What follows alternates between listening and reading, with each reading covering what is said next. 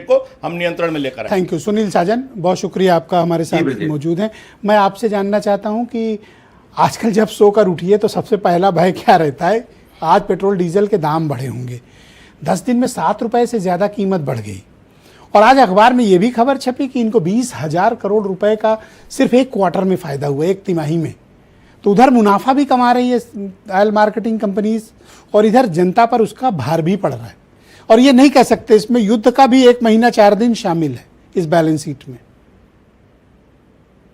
देखिए ब्रजेश जी, मुझे लगता है कि आपने सारी चीजों को साफ करके रख दिया है कि सरकार किस तरीके से हमको, आपको, देश की गरीब जनता या देश की सम्मानित जनता को किस तरीके से गुमराह कर रहे हैं।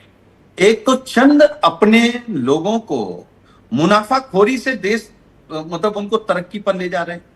देखिए बीजेपी को जब आपको समझना हो ब्रजेश जी, और हम तो आपके कार्यक्रम के माध्यम से जो आपके दर्शक हैं जितने भी सम्मानित, हम उनसे भी अनुरोध करेंगे कि आप हो सकता है भाजपा को ही वोट देते हो, भाजपा को पसंद करते हो, लेकिन आपकी कमर कौन तोड़ रहा है? आम आदमी की कमर कौन तोड़ रहा है? ये लोग तो कहे थे कि महंगाई घटाने के लिए आए हैं, आप महंगाई बढ़ा रहे हैं।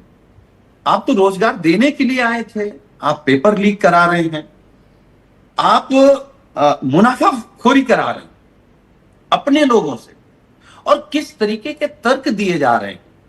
इनसे जब पूछिए कि महंगाई क्यों बढ़ रही है, डीजल, पेट्रोल और गैस के दाम क्यों बढ़ रहे हैं, तो सीधे तुलना अमेरिका से करेंगे। हम लोग भी चाहते हैं कि दुनिया के सबसे ताकतवर देश बन जाए, लेकिन क्या सबसे ताकतवर देश 80 करोड़ लोगों को राशन बांट के बन सकते हैं? 70 से ज्यादा परीक्षाओं का पेपर लीक करके बन सकते हैं?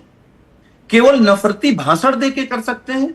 झूठे वादे करके कर सकते हैं? गरीब को और गरीब करके आप देश दुनिया में सबसे ताकतवर बन सकता है?